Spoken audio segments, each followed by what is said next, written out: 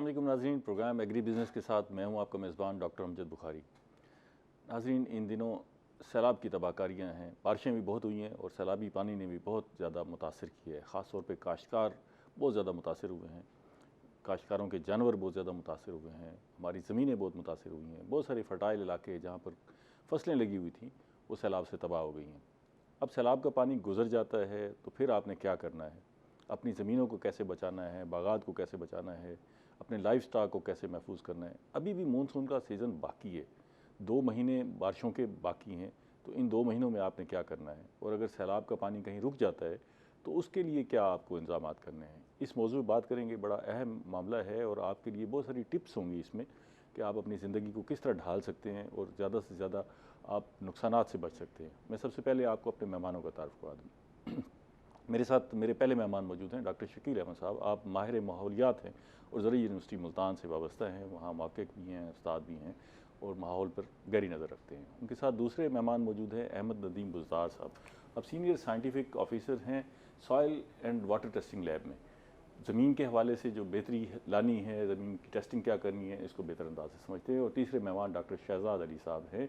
आप महकमा life stock से वाबस्ता हैं और लाइफ स्टॉक के हवाले से आपको मशवरे देंगे। आप तीनों मेहमानों का बेहद शुक्रिया। डॉक्टर साहब, पहले तो मुझे ये बताइएगा कि माहौलियात पर सैलाब या बारिशों का क्या असर होता है? जी, बिस्मिल्लाहिर्रहमानिर्रहीम।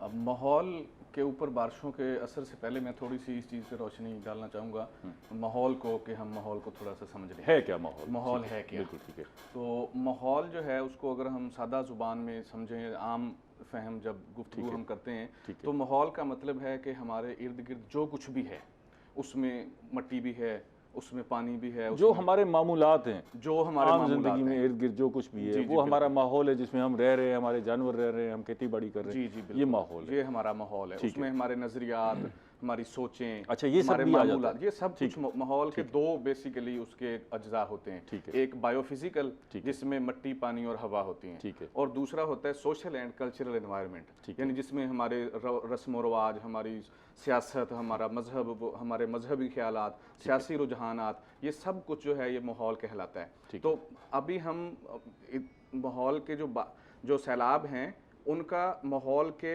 हर कंपोनेंट के ऊपर असर है।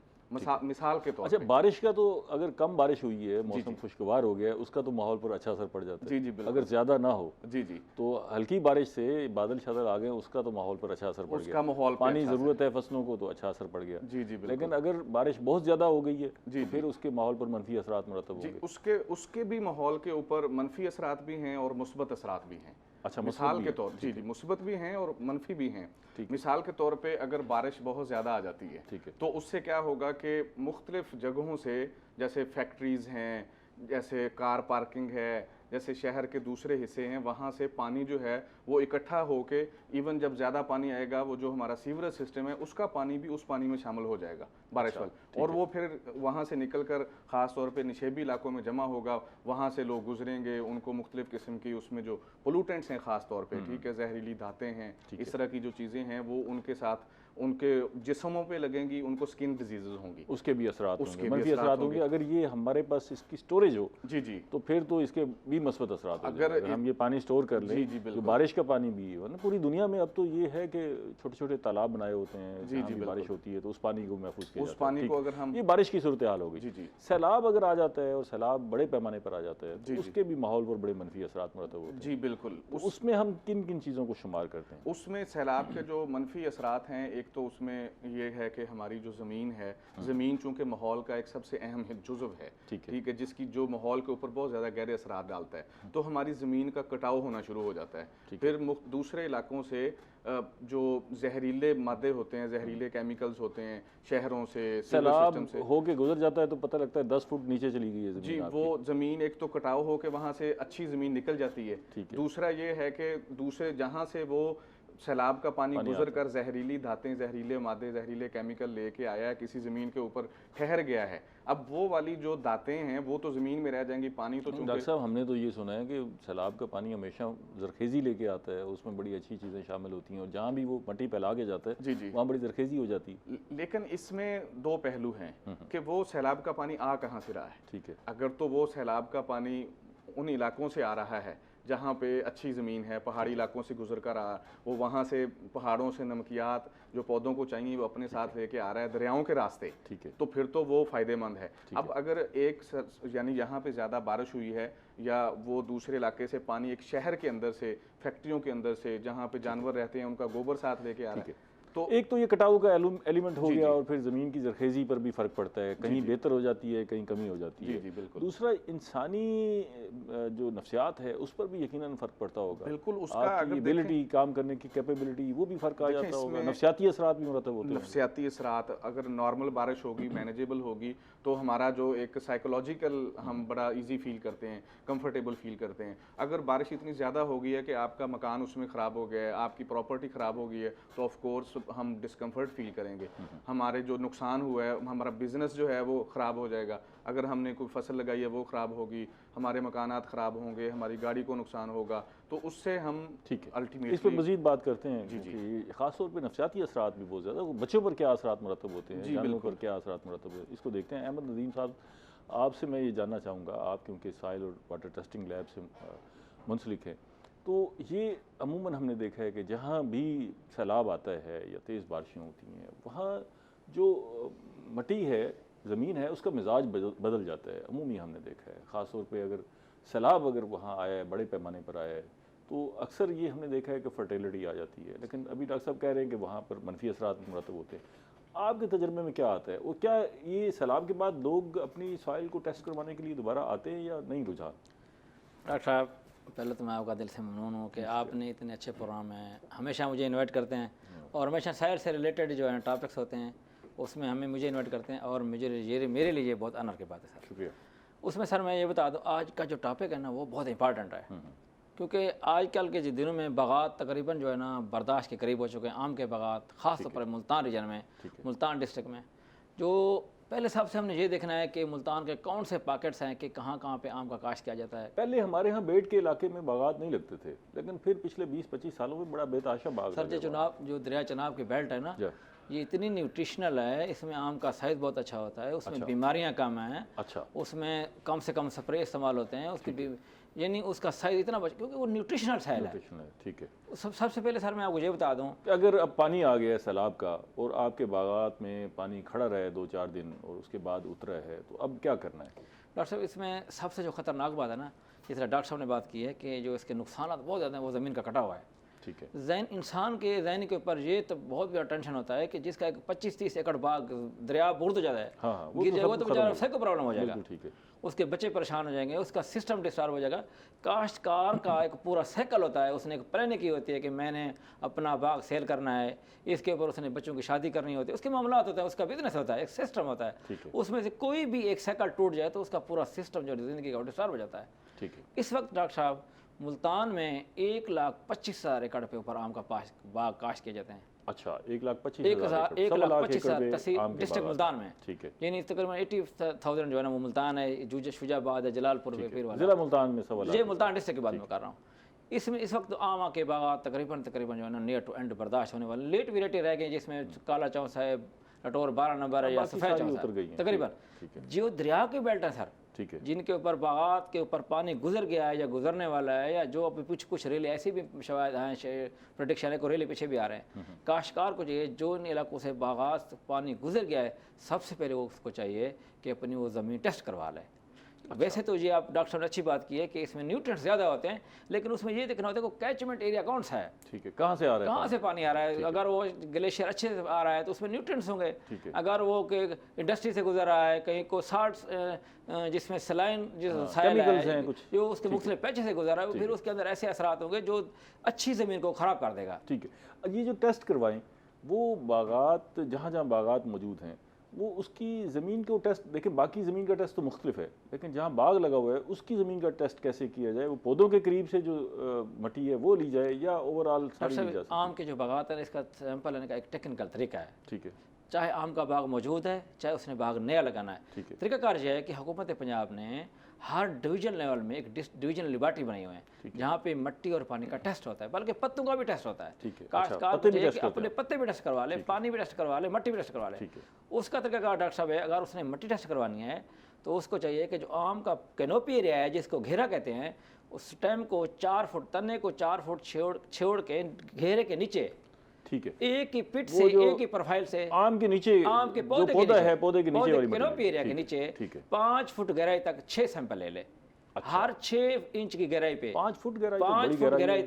उसमें सर ये होता है कि ये देखना होता है उस पिट में, उस प्रोफाइल में गहराई तक 6 सैंपल लेने के लिए तो सारी जमीन ही खोद देगा। उसमें एक प्रोफाइल देखना ये होता है कि बात को ये होता है काश्तकार को कि पहले मेरा बागात बहुत अच्छा था, अब पौधे मरना शुरू हो गए हैं।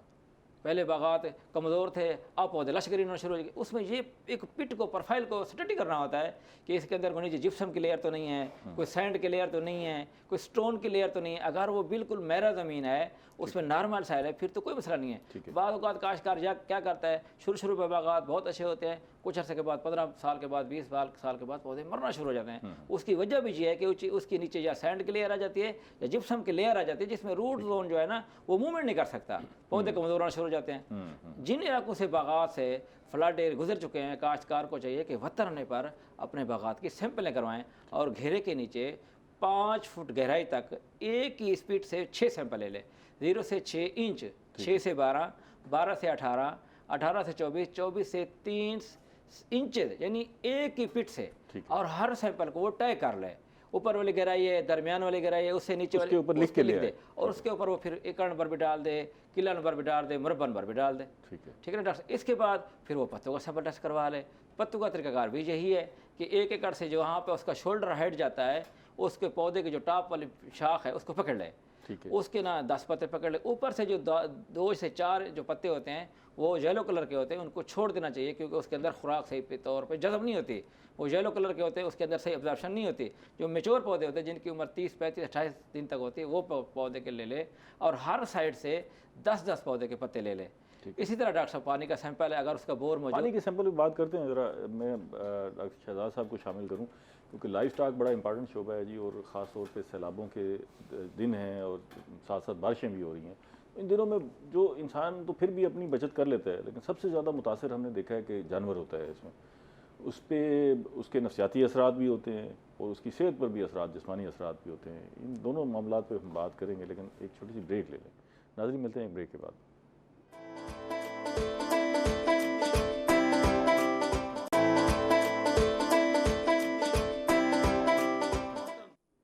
वेलकम बैक नाजरीन। हम सैलाब और बारिश की तबाहकारियों पर बात कर रहे हैं और माहिरीन आपको मशवरे दे रहे हैं। डॉक्टर साहब, एक तो पहले लंबी स्किन की वजह से हम बड़े परेशान थे, ऊपर से ये सैलाब और शदीद बारिशों का मामला आ गया, तो इतलात क्या हैं कि जानवर बड़ी तादाद में मुतासर हुए हैं? कोई डाटा शाटा भी गवर्नमेंट इकट्ठा कर रही है या ऐसा कुछ नहीं है? और जनरल जो आप तक इतलात पहुँच रही हैं वो क्या है? उसमें सर ऐसा है कि जैसे ही फ्लड आता है या बारिशों का सीज़न शुरू होता है, तो आप ये देखेंगे जानवर जो है ना वो 3 तरह से मुतासिर होते हैं। उसमें जो पहली जो चीज़ है ना, एक जो हम उनके अंदर जो वबाई अमराज का जो हमला होता है, उसकी जो इंसिडेंट्स का जो रिस्क है वो बढ़ जाता है उसमें। और दूसरा जो है उनकी शेल्टर जो है वो मुतासिर हो जाती है। तीसरे नंबर पे उनकी खुराक जो है ना वो भी मुतासिर होती है। ये 3 पॉइंट्स जो है इनकी मुतासिर होते हैं। तो इसके हवाले से फिर जो है ना जब ये फ्लड सीज़न आता है तो सैलाब की शिद्दत के मुताबिक जो है ना वो गवर्नमेंट जो है ना अपने इक़दाम करती है। इसमें महकमा लाइफ स्टॉक जो है वो सैलाब आने से पहले एक कैंपेन शुरू करता है जिसको हम प्री फ्लड वैक्सीनेशन मुहिम कहते हैं, ताकि जो वबाई अमराज है उनसे हमला ना हो सके, उनसे बचा जा सके। इसमें वैसे जो वबाई अमराज फैलते हैं सैलाब के दिनों में कौन कौन से होते हैं? उसमें जो मेन जो है, उसमें जो बड़े जानवरों में गायों और भैंसों में गलगोटू का मर्ज है, उसका जो है वो फैलने का जो कि निज़ाम तनफ़ुस को जो है वो मुतासिर करता है। खासतौर पर हमारे दरिया सिंध का जो बेल्ट है वहाँ सैलाबी कैफियत बहुत ज़्यादा है। यहाँ सैलाब में तो इतनी नहीं थी, लेकिन वो बहुत ज़्यादा है। तो वहाँ भी लाइफ स्टॉक बड़े पैमाने पर है या? जी बिल्कुल बड़े पैमाने पर है। वहाँ पे जाहिर जैसे ही फ्लड की शिद्दत उसके मुताबिक जो है वो फिर फ्लड रिलीफ कैंप्स का जो है वो डिस्ट्रिक्ट गवर्नमेंट वहाँ पे जो है ना वो लगवाती है। उसके मुताबिक तमाम वैक्सीनेशन आप कर देते हैं? वैक्सीनेशन भी करते हैं जी। वैक्सीनेशन जो है उसमें हमने प्री फ्लड भी करते हैं, और जो अब सैलाब की सूरत हाल होती है तो जैसे लोग इवैक्यूएट अपने जानवर कर रहे होते हैं तो उस वक्त भी दोबारा उनको बूस्टर डोज जो है वो हिफाजती टीका जात की लगाई जरा जाती हम है। स्पेसिफिक बात करते हैं जी। एक तो ये हो गया ना कि जी आपने वैक्सीनेशन कर दी, अच्छा ये देखने की बात है कि कितने परसेंटेज आप वैक्सीनेशन का टारगेट अचीव कर लेते हैं, सारे जानवरों को हो जाती है नहीं होती, ये भी एक अहम मरला है। लेकिन अगर हम इसको ज़रा वन बाई वन बात करें तो पहले जैसे ही फ्लड आता है तो सबसे पहले जो चीज़ मुतासर होती है वो जानवरों का चारा है, वो अवेलेबल नहीं होता, और वहाँ क्योंकि लोग फ्लड एरिया से बाहर निकलते नहीं, वहीं बैठे रहते हैं और चारा दस्तयाब नहीं होता, अगर निकल भी आते हैं तो फिर भी चारे की किल्लत पैदा हो जाती है। दूसरे मरले पर साफ़ पानी की अवेलेबिलिटी का इशू हो जाता है। तो ये दोनों चीज़ें हैं। अब अगर वो चारा दस्तयाब नहीं है और फिर वो जो कुछ भी है वो खिला दिया जाए तो वो ठीक है, नंबर एक। नंबर दो, पानी अगर अवेलेबल नहीं है, साफ़ पानी अवेलेबल नहीं है, तो यही पानी जो फ्लड का पानी है अगर ये जानवरों को पिलाते रहें तो ये ठीक है। पहले इन दो पे बात कर रहे थे जी। इसमें ये होता है कि जो अब पहले चारे की बात कर लें कि जैसे ही ये फ्लड आता है और अगर जानवर इवैक्यूएट करने पड़ जाते हैं, इतना ज़्यादा फैलाव पानी का हो जाता है, तो उसके बाद जो फ्लड रिलीफ कैंप्स हैं वहाँ पे फिर डिस्ट्रिक्ट गवर्नमेंट जो है वो जानवरों के फीड एंड फॉडर का अरेंज करती है। तो उनकी वहाँ पे शेल्टर का भी अरेंज किया जाता है और वहाँ पे उनकी खुराक का भी इंतज़ाम किया जाता है। तो वहाँ पर वो साफ़ पानी भी जो है उनको वहाँ पे मुहैया किया जाता है। तो वो डिस्ट्रिक्ट गवर्नमेंट की तरफ से ये होता है। और इसके अलावा जो आप जो रास्ते में उसने पिया पानी, अगर वो फ्लड का पी लिया, बारिश का पानी पी लिया, वो नहीं, उसमें मसला है, बिल्कुल है। क्योंकि उसमें जो है जो डिफरेंट किस्म के वर्म्स होते हैं जो जिनकी एग्स जो हैं वो जानवर के अंदर चले जाती हैं वो पानी पीने से। तो उसके बाद जाहिर है फिर उसकी जो अगली स्टेज है वो वर्म्स जो एग्स हैं वो हैच करेंगे और लार्वा उनके बनेंगे और फिर वर्म्स बनेंगे, जो कि फिर उनकी जो कोशिश की जाए कि वो सैलाब का पानी ना पिलाया जाए। उसका फिर एक ये भी है कि जैसे ही सैलाब गुजर जाता है तो उसके बाद उनका जो एक गोबर का टेस्ट करवा कर लेबॉर्ट्री से, तो जानवरों के अस्पताल से, जो भी उनके जो जानवरों के लिए अस्पताल है नज़दीकी, या वो फ्लड रिलीफ कैंप्स में हमारी डिस्पेंसरी जो है वो होती है, वहाँ से वो फिर किरम कश अद्वियात का जो है वो इस्तेमाल अपने जानवरों को करवाएं, तो उससे जो है वो जानवर भी जो है ऐसा भी है कि अगर चारा दस्तयाब नहीं है तो जो न्यूट्रिशन है उसको पूरा करने के लिए कोई मुतबादिल हो सकता है कि चारा दस्तयाब नहीं है, लोग बाज़-औक़ात आटा पिला देते हैं जानवरों को, कुछ और बंदोबस्त करते हैं क्योंकि हंगामी सूरत हाल जी। उसमें सर ऐसे है कि कंसनट्रेट राशन जो है वो मौजूद होते हैं, वंडा जो है जिसको हम बोलते हैं, जानवर जो है ना वो फार्मर जो है ना वो भी अपने जानवरों को खिला सकता है उसमें। मतलब अगर जहाँ सैलाबी सूरत हाल हो रही है और लोग वहाँ से बाहर नहीं निकल रहे तो वो कोशिश करें कि भाई या तो इंतज़ाम अपना कर लें, अपने वनडे का इंतज़ाम कर लें, या दूसरा उनको हम जो है वो जो अवेयरनेस प्रोग्राम्स हैं उनके अंदर हम उनको इसकी स्ट्रेटजीज़ के बारे में बताते हैं, जिसको हम साइलेज बोलते हैं या हे बोलते हैं। हे कहते हैं जी कि जो जानवरों का चारा होता है जब वो एक्सेस में होता है तो उसको वो खुश कर लेते हैं कि उसकी एक्सेस अमाउंट है, तो वो इन दिनों में फिर वो काम आ जाती है। और साइलेज में जो है वो ज़मीन के अंदर छोटा सा गड्ढा बना के तो उसके अंदर जो है चारे को अगर दबा दें 40 दिन तक वो तैयार हो जाता है। तो वो चारा भी ऊंची जगह पे चूँकि लोग ऊंची जगह पर अपने जानवर ले जाते हैं और पानी जो है गुजर जाता है तो वो अपना जो है चारे का इंतज़ाम कर लेते हैं। तो साइलेज और हे का जो है ना उसकी तरफ जो है ना वो रगबत जो है फार्मर्स को वो लेनी चाहिए। इस पर मज़ीद बात करते हैं, शेल्टर पे बात करते हैं। मैं डॉक्टर साहब से पूछूँ, माहौलियात भी बड़ा इंपॉर्टेंट पहलू है जी। अच्छा, अब एक तो ये हुआ कि हमने अभी डिस्कस किया कि इंसानी जिस्म पर भी इसके असरात हुए, जानवरों पर भी असरात हुए, ज़मीन पर भी असरात हुए।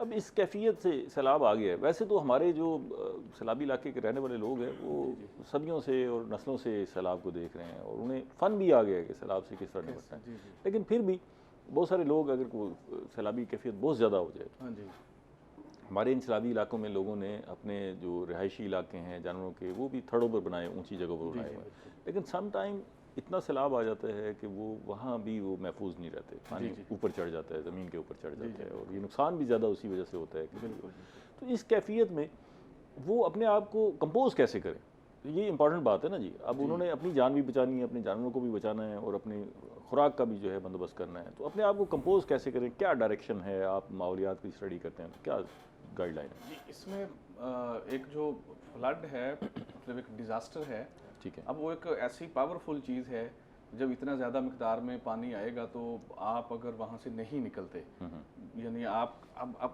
कोई भी नेचुरल डिज़ास्टर के आगे इंसान ये कहे कि मैं वो मज़ाहमत करेगा तो वो इंसान कहे कि नहीं जी मैंने मज़ाहमत करनी है, तो मेरे ख्याल में ये मुनासिब रवैया नहीं, मुनासिब रवैया नहीं। जहाँ भी इतला हो कि हैवी फ्लड आ रहे हैं तो आप वहाँ से इवैक्यूएट करें, निकल आएँ, ये तो ना बैठें, अपने जानवरों को भी निकाल आएँ और अपनी कीमती अशिया को भी और अपने जो बच्चे हैं उनको वहाँ से इवैक्यूएट करें। ठीक है, क्योंकि अगर हम ये कहें कि जी बैठे रहें तो वो तो कोई, मैंने कई जगहों पे देखा कि लोग कहते हैं कि अच्छा पानी आ गया दरख्तों पे चढ़ के बैठ जाएंगे, बैठना यही है, निकलना नहीं है।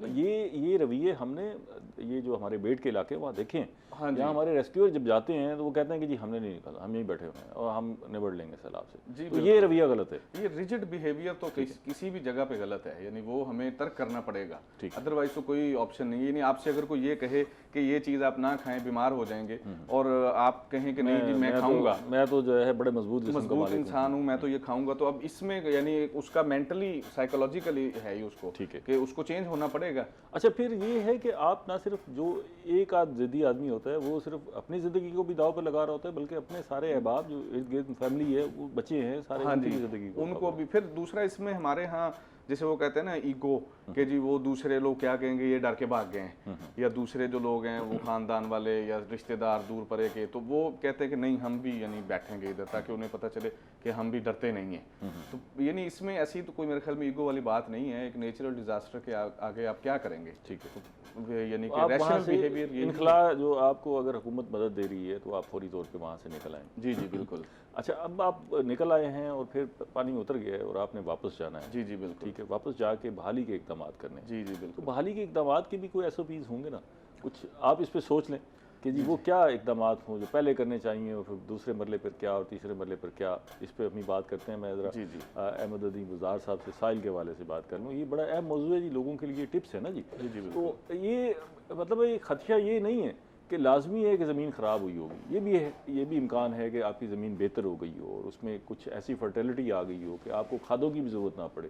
लेकिन ये पता तभी चलेगा कि जब आप अपनी ज़मीन का टेस्ट करवाएंगे। ज़मीन का टेस्ट तो हो गया, क्या फिर पानी का टेस्ट भी ज़रूरी है? क्योंकि वो ज़ेरे ज़मीन पानी की सतह भी बुलंद होती है जब फ्लड आता है, और वो नीचे भी उतरता है पानी। सब ऐसा है ना, सबसे पहली बात है, अगर बागात में पानी खड़ा हो गया है, कोई भी फसल में, क्या है किन्नू का बाग है, सिट्रस का बाग है, तो पानी का निकालने का बंदोबस्त करें। सबसे पहली बात यह, ताकि आपके बागात जब अगर पानी फसल में खड़ा हो जाए ना, तो कुछ घंटे के बाद, 24 घंटे के बाद, 48 घंटे के बाद, या 72 आवर्स के बाद पौधे मरना शुरू हो जाते हैं। फिर उसके बाद जड़ी बूटियाँ निकलना शुरू हो जाती हैं। ओवरऑल ये है कि अगर सिचुएशन ये होती है कि ज़मीन की ज़रख़ेज़ी बढ़ जाती है। ठीक है ना, जड़ी बूटियों का निकलना इसकी अलामत है ना जी, ज़रख़ेज़ी बढ़ गई है। ग्रोथ भी बाद का ऐसा होता है जो पानी ऐसे इलाके से गुजरता है जहाँ पे क्ले मटेरियल ज़्यादा होता है, चिकनी मिट्टी जिसको बोलते हैं, अगर वो बागात में आ जाए फिर ऊपर क्रस्टिंग बन जाती है, फिर न्यूट्रिएंट्स की अवेलेबिलिटी, पौधे मरना शुरू हो जाते हैं। अच्छा, वो भी नुकसानदेह क्ले मटेरियल खास तौर पर। ओवरऑल ये है कि बागात फ्लड से के बाद बागात बहाल हो जाना शुरू हो जाते हैं, मोस्टली ये सूरत हाल है। लेकिन फिर भी एक फैक्टर ये है कि हो सकता है जो पानी कहीं से आया है वो अच्छा इलाका ना हो, उसमें नम क्या तो उसमें जहरीले मादे से गुजरे, ये 10% 20% इसकी गोड़ी शोड़ी भी कोई हेल्पफुल हो सकती है। देखिए ना, अगर सैलाब आया हुआ है, पानी रुका रहा है, फिर चला गया है, जैसे आपने कहा क्ले आ गई है, तो गोड़ी करने से वो सारा मिक्सअप हो जाएगा। उसके बाद ना डॉक्टर साहब ऐसा है कि जब ज़मीन वत्तर आना शुरू हो जाते हैं, सबसे पहले काश्तकार को चाहिए कि अपने बागात में रूटावेट कर दे। जितनी भी जड़ी बूटियाँ हैं वो नाइट्रोजन खाद का सोर्स होती हैं। ठीक है, नाइट्रोजन खाद उसको रूटावेट कर दे ताकि दोबारा ज़मीन के मसाम खुलना शुरू हो जाएँ। अपनी सैंपलिंग शुरू कर दे, अपने बागात के अंदर हाल गोडी चौकी शुरू कर दे, उसकी जो है ना खाद है दोबारा उसको शुरू कर दे। उसके बाद आ जाता है पानी का प्रोसेस। जब उसने ज़मीन सारी वतर में आ जाए तो डिस्ट्रिक्ट लेबॉर्ट्री में या डिवीजन लेबॉर्ट्री में पानी का भी टेस्ट होता है। डॉक्टर साहब ये मैं आपको बता दूँ कि जो ज़मीनें हमारी ख़राब हो रही हैं, इस वक्त पूरे पाकिस्तान में 1,52,00,000 एकड़ ऐसा रकबा है जो सफ़ेद कलर की जैसे ख़राब हुआ पड़ा है।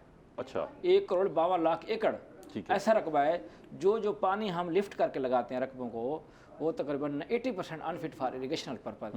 यानी अगर पूरे पंजाब में हम ये सर्वे करें कि 25 लाख बोर है, तो उसमें 80% जो बोर हैं वो ज़राअत के लिए मौजूद भी नहीं है। अच्छा, काश्तकार को वो पता भी नहीं है कि पानी जो लगा रहा है। इसका मतलब ये है कि जब बोर करने लगे तो उससे पहले ज़मीन का टेस्ट करवाएं। उसके साथ 2 तरीक़ेकार है। सबसे पहले ये है कि जब आपने नया बोर लगाना है तो एक इंस्ट्रूमेंट होता है, उसका नाम है रेजिस्टिविटी मीटर। हमारे डिपार्टमेंट के लोग हैं, काश्तकार को चाहिए कि आके उनको मिले, अपनी ज़मीन का सर्वे करवा ले। वो एकड़ में, मुरब्बे में जहाँ भी आपका मीठा पानी होगा उसकी गहराई भी बता देंगे कि फ़िला एकड़ में आपका पानी मीठा है, इसी के ऊपर अपना बोर लगा दें। जब बोर लग जाए, जब काश्तकार लगाना शुरू कर दे, फिर भी उसको चाहिए कि वो अपना टेस्ट करवा ले। डॉक्टर साहब, अगर ज़मीन का पानी 2 वजूहात की वजह से ख़राब होता है, एक होता है EC, एक होता है RSC। इसी वजह होता है बरकी मुसरत, उसको बोलते हैं इलेक्ट्रिकल कंडक्टिविटी। अगर मैं वो सिंपल से बता देता हूँ, यानी पानी का बुखार उसको कहते हैं। अगर 1000 से ऊपर हो, अगर पानी का बुखार 1000 से ऊपर हो, इसका मतलब है आपके पानी में सफ़ेद कलर की शिकायत है। काश्तकार जो पानी बोर का लगा रहता है होता है, बाद का तो उसका बुखार 10,000 तक होता है। अच्छा, इतना फ़र्क होता है। तो 4 साल के बाद 5 साल के बाद काश्तकार कहता है भाई मेरी ज़मीन में सारा सफ़ेद कलर है, जो फसल काश्त करता है उस पर उगाव भी नहीं होता। इन उस बेचारे को पता भी नहीं होता कि जो पानी लगा रहा है क्या उसके अंदर जो प्रॉब्लम है क्या वो ठीक है या नहीं है। यानी काश्तकार को चाहिए कि पेट्रोल बोर लगाने के बाद जब बोर मौजूद है तो लेबोरेटरी टेस्ट करवा लें। अच्छा, ये गुलजार साहब ये बताइएगा कि ये अब सैलाब अगर आ गया है कहीं, तो सैलाब के बाद ज़मीन का टेस्ट तो चलो हमने देखा कि ज़रूरी है, तो क्या ये जो पानी का टेस्ट है वो भी ज़रूरी है? सर अक्सर बोर जो दरियाओं में लगे होते हैं ना, जब पानी का बोर जाता है सारे जगह बैठ जाता है, बोर भी बैठ जाते हैं, वो भर जाता है पानी कुआं में भर जाता है, ठीक है ना। अक्सर वो फेल हो जाता है, दोबारा काश्तकार को लगाना पड़ता है। फिर उसको ये भी पता नहीं होता कि कौन से गिराए पे मेरा कुआं था 200 फुट पे था, 150 फुट पे था, और उसको ये भी बाद याद नहीं रहता कि कितने साइड डेप्थ पे उसका मीठा पानी है, उसकी जो side pitch ground underground water है उसको ये भी पता अंदाज़ा नहीं होता। यानी बोर लगाने से पहले भी अपना सर्वे करवा ले ताकि उसको पता चल जाए कि उसके एकड़ में कहाँ पे मीठा पानी के। अगर बोर बच गए हैं और बैठा नहीं है बोर, तो फिर ज़रूरत है या फिर सर नहीं, उसको फिर भी टेस्ट कराना चाहिए। फिर भी टेस्ट करवाए, फिर भी टेस्ट कराना चाहिए। आगे मैं आपको बता रहा हूँ, इसमें 2 चीज़ें हैं, एक तो इसी है, दूसरा होता है RSE। RSE का मतलब ये होता है अगर 2.5 अगर 2.5 से RSE ज़्यादा हो तो फिर काश्तकार की ज़मीन में काला कलर आना शुरू हो जाता है। अच्छा, ये सफ़ेद और काला दोनों ही दोनों। लेकिन बात करते हैं, एक ब्रेक ले लेंगे, अभी मिलते हैं एक छोटी सी ब्रेक के बाद।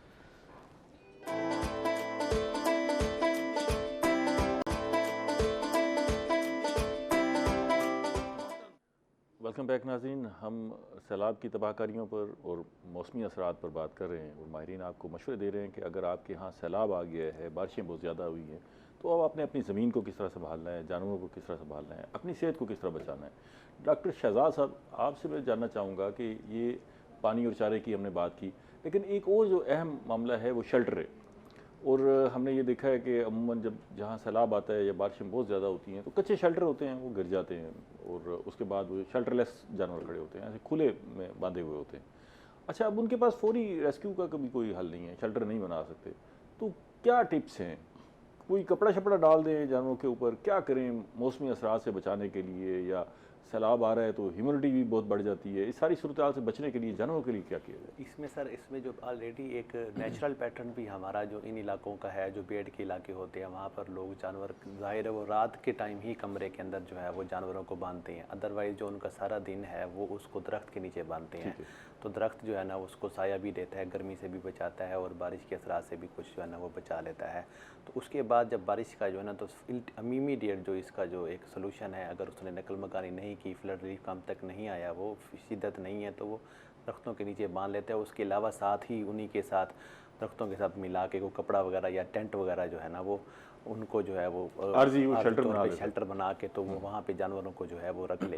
अगर जानवर के ऊपर को कपड़ा डाल दिया जाए उससे गुजारा होता है या नहीं होता? जानवरों के ऊपर कपड़ा अगर तो मौसम सर्दियों में तो ठीक है, गर्मियों में जो है ना, गर्मियों में बारिश अगर हो रही है तो गर्मियों का गीला हो मौसम है, जाएगा, हाँ उम्मीद है तो थोड़ी। वैसे अगर मुसलसल बारिश हो रही हो और जानवर बारिश के अंदर बंधा हुआ हो तो क्या नुकसान का एहतमाल है? उसमें देखें, जब ये जो बारिश होगी, जो इसमें इसको हम मौसम की शिद्दत ही बोलेंगे ना, इन्वायरमेंट में एक शिद्दत आ गई ना किसी भी, तो जब भी किसी इन्वायरमेंट में टेम्परेचर की, बारिश की कोई भी शिद्दत आती है, इवन कि आप फीडिंग से भी जानवर का पैटर्न अगर चेंज करते हैं तो जानवर वो स्ट्रेस में आता है। स्ट्रेस में आने से फिर वो जो बैक्टीरिया होते हैं या वायरस होते हैं वो फिर एक्टिव होने का उनका ख़तरा होता है और वो फिर बीमारियों का जो मुतअद्दी बीमारियां मैंने जिक्र किया है पहले, उसका हमले का जो है ना वो चांस बढ़ता है। और वो उस सेंस में उसको हम फिर कम करते हैं कि हम उनको जो है ना फौरी तौर पे जो है ना उसकी जो बारिशों को मौसम से पहले जो है ना वो जानवरों को फिर हम 100% जो है यकीनी बनाते हैं कि अपने जानवरों को वैक्सीन जो है वो लगवा लेते हैं, मुतअद्दी बीमारियों से बचाव की। ये सैलाब और बारिशों के बाद आपका काम बढ़ जाता है, क्या सूरत हाल होती है? हाँ, इसमें थोड़ा सा इस तरह है, फार्मर्स को काम तो अभी कोई इतला है बीमारियों की? नहीं, ऐसा भी कोई आउटब्रेक नहीं हुआ। उसकी वजह ये है कि अभी जो डिपार्टमेंट ने LNDD ने एक एनुअल वैक्सीनेशन प्लान डिवाइस किया है, जिसके मुताबिक अब तमाम जानवरों को मुख्तलिफ जो मुतअद्दी बीमारियाँ उनकी वक्फे से तकरीबन 4 हिस्सों में तकसीम किया है। 4 हिस्सों में करके तो उनको जो है वो वैक्सीन जो है ना वो लगाई जाती है और ये 100% जानवरों को वो लगाई जाती है, ना सिर्फ फ्लड प्रोन एरियाज़ में जो सैलाब से मुमकिन मुतासर हो सकते हैं उनके, बल्कि जो उनके हट के भी जो जानवर हैं उनको भी जो है वो 100% जिनका जो है यकीनी बनाया जाता है। इसमें अगर कोई भी अगर फार्मर मिस हो जाता है तो वो एक हमारी हेल्पलाइन पर 08,09211 पर कॉल करके तो हम रब्ता करके तो वो उसको लगवा सकता है। तो इसके अलावा सैलाबी इलाके में उस इधर हमारी रैपिड रिस्पांस, जी बिल्कुल, इस वक्त हमारे तो लोग कश्तियों पे बैठ के भी काम कर रहे हैं, जा रहे हैं, लोग तक अप्रोच कर रहे हैं। रैपिड रिस्पांस टीम्स जो है ना वो लाइफ स्टॉक डिपार्टमेंट ने बनाई हुई हैं जो कि उन तक पहुंच रहे हैं और उनको जो है ना जिनकी जो वैक्सीनेशन और डिवर्मिंग और बाकी अगर कोई जानवर बीमार होता है, ट्रीटमेंट का भी एक इशू होता है, जानवर ज़ख्मी भी हो जाते हैं ड्यूरिंग दी ट्रैवलिंग या उनकी जो इवैक्यूएशन होता है तो उनका ट्रीटमेंट जो है ना वो मौके पे किया जाता है। तो इस वक्त हमारी टीम्स जो है ना वो बहुत ज़्यादा मोबाइल और स्टैटिक टीम सारी जो है ना वो इस वक्त वो एक्टिव है। अच्छा, एक और चीज़ जो है वो हमने अमूमन देखी है कि रूटीन में जो दूध देने वाले जानवर होते हैं, एक तो उनकी दूध में कमी हो जाती है, ज़ाहिर है खुराक भी प्रॉपर नहीं मिल रही होती, पानी भी नहीं है और मौसमी असरात भी उस पर असर डाल रहे होते हैं। लेकिन ये है कि वो जो दूध दस्तियाब होता है वो अमूमन बेच रहे होते हैं, लेकिन सैलाबी दिनों में वो बेचना भी मुमकिन नहीं रहता। तो फिर हमने कई जगहों पर देखा है कि वो लोग जो है वो जानवरों को दूध पिला देते हैं और कि भाई ये ज़ाया भी ना हो, जानवरों को दूध पिला दिया जाए। तो ये ठीक है या ये भी ठीक नहीं है? ये नहीं, बिल्कुल ये ठीक भी है और ये यही तो एक स्ट्रेटजी है। ये ना सिर्फ वो जानवरों को पिलाते हैं बल्कि फिर वो उनकी जो अगर अपनी भी जो न्यूट्रिशन है वो कंप्रोमाइज़ होती है तो अपने बच्चों को और वो खुद जो है ना वो उन दिनों में वो खुद भी दूध का ज़्यादा इस्तेमाल करके तो अपनी भी हेल्थ को मेंटेन करते हैं। जानवरों को दूध पिलाना जानवरों को कोई नहीं, वो तो बहुत अच्छी बात है बल्कि। अच्छा, उसका फ़ायदा होता है। ठीक है, अगर ऐसी जो कैफियत हो रही है जी तो आप तो जानवरों का दूध निकाल के तो उसको उनको पिलाया जा सकता है। जी बिल्कुल, ठीक है। अच्छा डॉक्टर साहब, एक सवाल मैं आपके पास छोड़ गया था, रिहेबिलिटेशन के लिए वापसी है तो फिर उसमें वो क्या करें और अपने आप को कंपोज किस तरह करें और चीज़ों को सुधारें? जी बिल्कुल, इसमें ये कि सबसे पहले तो सैलाब जहाँ से गुजरा है अगर वो उन्होंने वैक्यूएट किया है तो जो कि करना चाहिए, जब वो वापस जा रहे हैं तो जाके जहाँ पे उन्होंने रहना है अपने मकानात हैं या जो शेल्टर्स हैं जानवरों के हवाले पहले तो ज़ाहिर है वो शेल्टर तामीर करेंगे, उनको तामीर करेंगे, एटलीस्ट उनको चेक तो ज़रूर करें। अगर वो खड़े हैं तो उनकी यानी देखभाल करें। हाँ, ठीक है, या उनकी ऑब्जर्वेशन करें कि वो रहने के काबिल हैं या नहीं। ठीक है, ठीक है। फिर इसके साथ साथ जो सैलाबी पानी के साथ मेन इशू है, इंसानी बीमारियों वाले जरासीम काफ़ी ज़्यादा आ जाते हैं।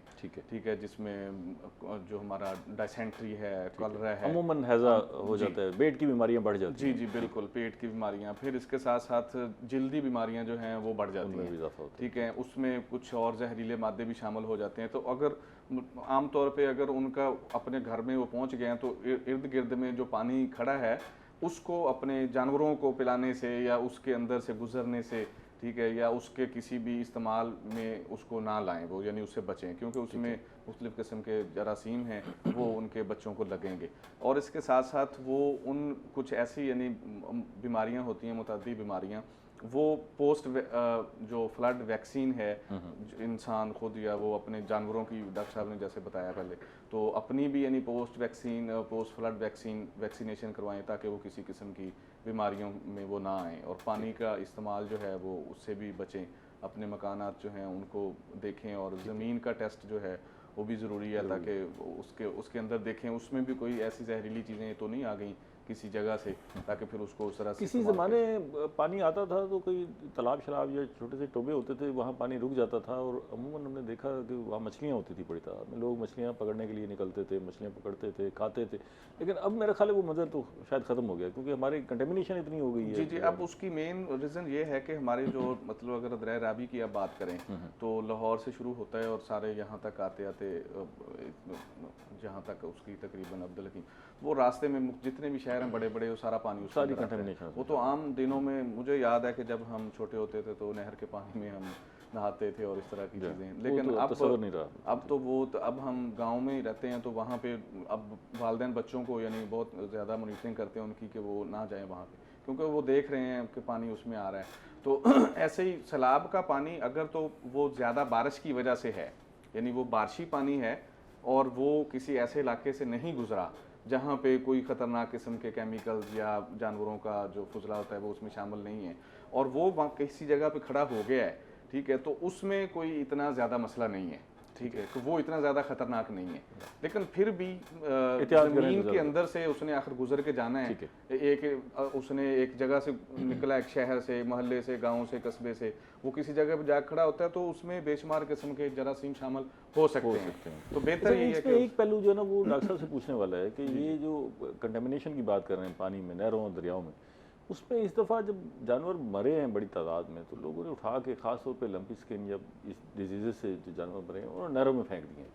और हमने हर जगह पे मंजर देखा है कि नहरों में इस किस्म के जानवर मौजूद थे और वो कहीं जहाँ रेगुलेटर था वहाँ आके फंसे हुए होते थे या फिर रास्ते में बड़ी कंटेमिनेशन थी। ये आपने भी, महकमा लाइफ स्टॉक ने भी नोट किया इस सारी सूरत हाल को?